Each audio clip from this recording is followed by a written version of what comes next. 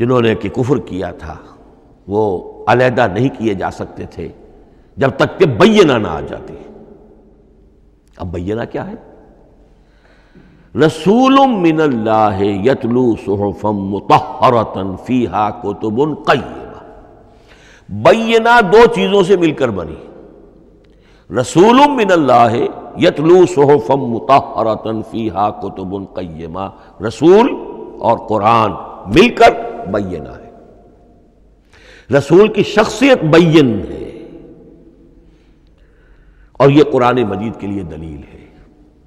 دوسری طرف قرآن مجید محمد کی رسالت کا ثبوت ہے، جیسے کہ آپ دیکھتے ہیں یاسین والقرآن الحکیم انک لمن المرسلین، والقرآن الحکیم، قسم ہے اس قرآن حکیم کی، یعنی یہ قرآن حکیم گواہ ہے، شاہد عادل ہے کہ اے محمد آپ اللہ کے رسول ہیں۔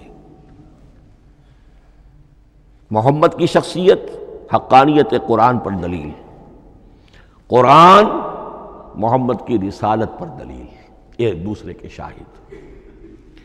دوسرا مقام سورہ طلاق کا ہے، قد انزل الیکم ذکرا، دیکھو لوگو اللہ نے تمہارے لیے یاد دہانی ذکر نازل کر دیا ہے۔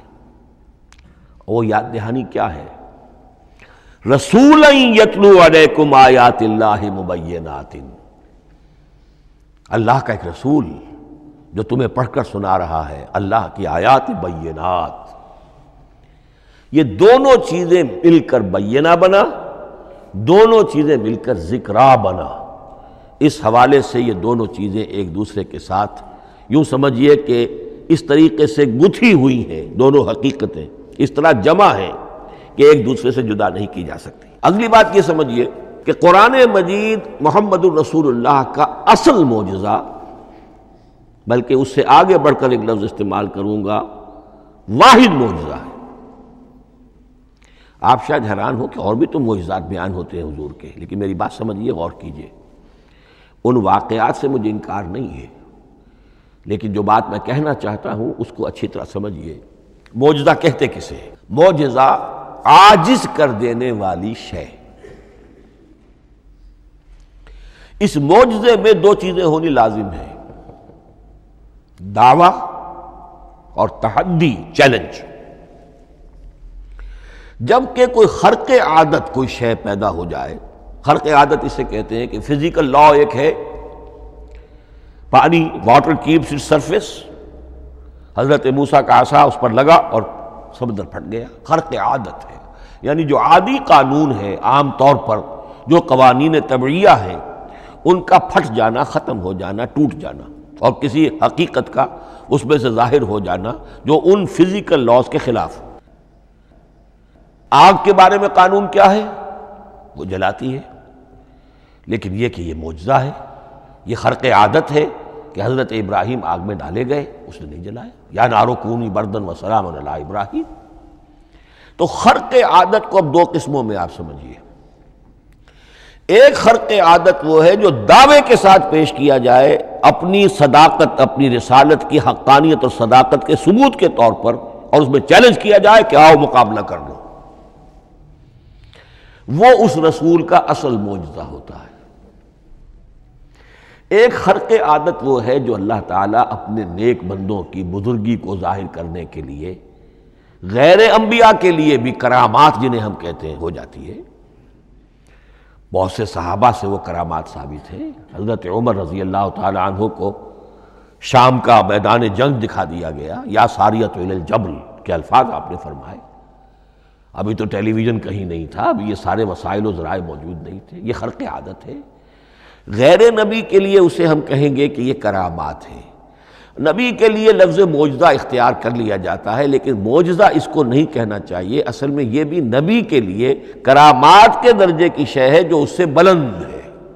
معجزہ وہ ہے جسے کوئی نبی دلیل کے طور پر پیش کرے اور اس پر چیلنج کرے کہ آؤ اور مقابلہ کرو۔ مثلا حضرت موسیٰ علیہ السلام کو دو معجزے دیے گئے، اور اس میں سے جو سانپ بن جانا تھا لاٹھی کا، وہ معجزہ ہے جس پر چیلنج بھی آیا اور ساحروں سے مقابلہ بھی کیا، اور ساحر شکست کھا گئے، عاجز آ گئے۔ القی السحرۃ ساجدین، وہ سارے جادوگر جو ہیں فوری طور پر بے اختیار سجدے میں گر گئے۔ آمنا برب موسیٰ و ہارون، ہم ایمان لے آئے موسیٰ اور ہارون کے رب پر۔ یہ معجزہ ہے۔ اس معنی میں محمد الرسول اللہ صلی اللہ علیہ وسلم کا معجزہ صرف قرآن حکیم۔ قرآن مجید میں آپ سورہ انعام میں بھی دیکھیں گے بہت ہی شدت کے ساتھ، سورہ بنی اسرائیل میں دیکھیں گے بڑی تفصیل کے ساتھ معجزے طلب کیے گئے۔ آپ اس مکے کی سرزمین میں ابھی ہمارے دیکھتے ہی دیکھتے چشمہ نکال دیجئے، ہم مان لیں گے آپ اللہ کے رسول ہیں۔ آپ ہماری نگاہوں کے سامنے آسمان پر چڑھ کر دکھائیے، پھر وہاں سے کتاب لے کر اتریے، پھر ہم سمجھ لیں گے آپ اللہ کے رسول ہیں۔ آپ کے لیے چشم زدن میں کوئی محل سونے کا چاندی کا تیار ہو جائے، مان لیں گے آپ کو اللہ کے رسول ہیں۔ آپ اس بے آب و گیا وادی میں فوراً ایک باغ جو ہے اپنے لیے بنا کے دکھا دیں، مان لیں گے کہ آپ اللہ کے رسول ہیں۔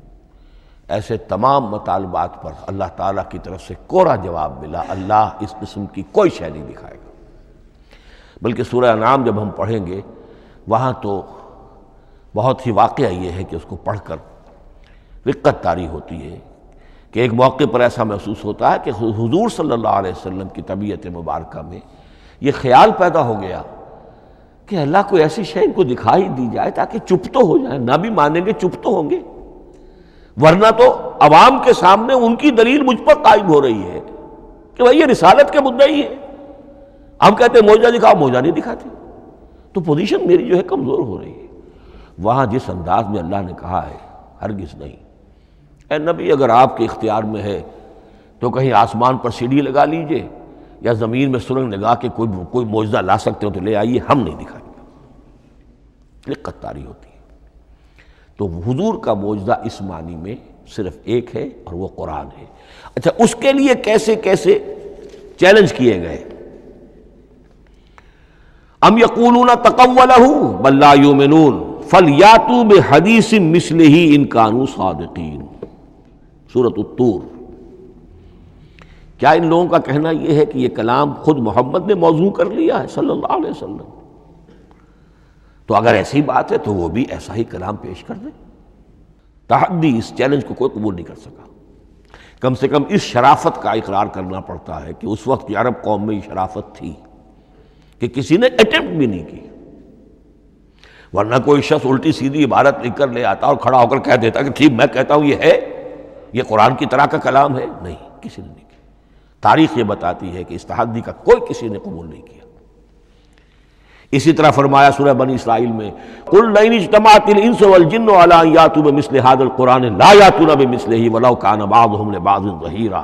چیلنج ہے، اے نبی کہہ دیجئے اگر تمام انسان، تمام جن مل کر بھی چاہیں کہ ایسی کوئی کتاب وہ مرتب کر لیں، نہیں کر سکیں گے، چاہے وہ سب کے سب ایک دوسرے کی مدد کریں۔ ہے کہ نہیں چیلنج؟ اسی طریقے سے سورہ ہود میں فرمایا، اب اس کو کہتے ہیں برسبیل تنزل، پوری کتاب نہیں لا سکتے قرآن جیسی، چلو تو 10 سورتیں لے آؤ۔ قُلْ فَأْتُوا بِعَشْرِ سُوَرٍ مِثْلَهُ مُفْتَرَيَاتٍ، اے کہیے اے نبی، سورہ ہود کی آیت نمبر 13 ہے، اس جیسی کوئی 10 سورتیں لے آؤ۔ 114 نہ صحیح، 10 صحیح۔ یہ بھی نہیں ہوا تو برسبیل تنزل اور سورہ یونس میں فرمایا قُلْ فَأْتُوا بِسُورَةٍ مِّن مِثْلِهِ، ایک سورت ہی لے آؤ۔ اور اسی کو سورہ بقرہ کے 30 رکوع میں دہرایا گیا، وَإِن كُنتُمْ فِي رَيْبٍ مِّمَّا نَزَّلْنَا عَلَىٰ عَبْدِنَا فَأْتُوا بِسُورَةٍ مِّن مِّثْلِهِ وَادْعُوا شُهَدَاءَكُم مِّن دُونِ اللَّهِ إِن كُنتُمْ صَادِقِينَ۔ لیکن نوٹ کر لیجئے کہ کسی نے یہ جرأت نہیں کی، نہ قرآن کے اس دعوے کو چیلنج کیا، نہ کسی نے مقابلے کی کوشش کی، نہ کوئی اپنی کوئی تصنیف و تالیف یا اپنا کوئی کمپوزیشن لا کر اور یہ دعویٰ کر کے کھڑا ہوا کہ جمع کر لیجئے، منصف بلا لیجئے، کوئی کمیشن بٹھا لیجئے، میرا یہ کلام بھی بالکل ہم وزن ہے اس کلام کے، نہیں۔ اب ہمیں دیکھنا یہ ہے کہ وجوہ اعجاز قرآن مجید کے کیا کیا ہے۔ معجزہ تو یہ ہے، حضور کا اصل معجزہ یہ ہے، لیکن معجزہ کس کس پہلو سے ہے؟ یہ ایک ایسا موضوع ہے کہ جس پر پوری تصانیف لکھی گئی ہیں۔ وجوہ الاعجاز، وجوہ اعجاز القرآن، قرآن کے معجزہ ہونے کے کون کون سے پہلو ہیں۔ اس کا واقعہ یہ ہے کہ احسان ناممکن ہے، اور جیسے جیسے زمانہ آگے بڑھے گا اس کے اور پہلو واضح ہوتے جائیں گے. سنوریہم آیاتنا فی الآفاق وفی انفسہم حتی یتبین لہم انہ الحق. لیکن یہ کہ کس کس پہلو سے یہ معجزہ ہے، چند موٹی موٹی باتیں ضرور سمجھ لیجئے. لغت، ادب، فصاحت، بلاغت، عذوبت، مٹھاس، اس کے اعتبار سے قرآن معجزہ ہے. لیکن اس اعتبار سے قرآن معجزہ ہے یا تو تھا اپنے زمانے کے عربوں کے لیے، غیر عرب کے لیے تو نہیں تھا. غیر عرب جو ہے قرآن مجید کی جو بھی فصاحت و بلاغت ہے، اس کا جو لٹریری بیوٹی ہے، اس کو تو وہ اپریشیٹ نہیں کر سکتا تھا. یہ حصہ جو ہے یا تو عربوں کے لیے تھا اس وقت دائمی، یا آج بھی عرب کچھ نہ کچھ، بہرحال عربی ان کی زبان ہے، وہ پڑھتے ہیں. جیسا کہ میں نے عرض کیا تھا، چاہے عیسائی ہوں اور چاہے یہودی ہوں، وہ بھی اپنے ہاں لٹریچر کی، عربی لٹریچر کی ہائیسٹ کتاب کی حیثیت سے قرآن مجید پڑھانے پر مجبور ہے. ایک پہلو اس کا یہ ہے. اور اسی کے حوالے سے نوٹ کیجئے حضرت لبید رضی اللہ تعالی عنہ، یہ سبع معلقہ کے شعراء میں سے تھے آخری. عربوں میں چونکہ اس کا بڑا چرچا تھا شاعری کا، تو ان کا جو سالانہ جشن ایک ہوتا تھا، اس میں وہ بہت بڑے بڑے شعراء سب جمع ہوتے تھے، اپنے اپنے قصیدے پڑھتے تھے. اور جس کا قصیدہ سمجھا جاتا تھا کہ سب سے اعلیٰ ہے، سب سے بلند ہے، سب سے عمدہ ہے، اب اسے اس سال کے لیے وہ گویا کہ ملک الشعراء اس کو مانا جاتا تھا کہ یہ شاعروں کا بادشاہ ہے. اور تمام شاعر اسے سجدہ کرتے تھے بالفعل، اور اس کے قصیدے کو کعبے کی دیوار کے ساتھ ٹانگ دیا جاتا تھا، معلق کر دیا جاتا تھا. ایسے 7 قصیدے ہیں جن کے مجموعے کا نام ہے سبع معلقہ. اس سبع معلقہ جو ہیں 7 جو سلسلے ہیں، ان میں آخری حضرت لبید کا ہے. وہ ایمان لے آئے. ایمان لانے کے بعد انہوں نے شعر کہنا چھوڑ دیا. اس پر حضرت عمر نے ایک دفعہ ان سے کہا کہ لبید اب آپ شعر نہیں کہتے. ان کا جواب تھا ابعد القرآن، کیا قرآن کے بعد بھی کسی کے لیے کوئی موقع ہے کہ وہ کچھ کہنے کی کوشش کرے؟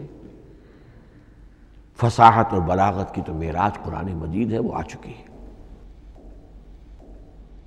تو جہاں تک اہل عرب کے لیے اس کا معجزہ ہونا خاص طور پر اس دور میں اور اب بھی کسی درجے میں، اس میں تو اہمیت ہے اس کی ادبیت، اس کی فصاحت، اس کی بلاغت، اس کی عذوبت.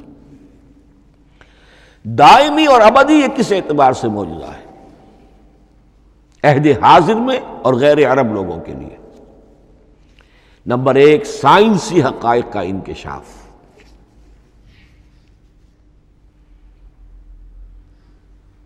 جس طریقے سے کہ یہ سائنسی حقائق منکشف ہوتے چلے جا رہے ہیں ابدی طور پر. میں ڈاکٹر مورس بکائی کا حوالہ دے چکا ہوں.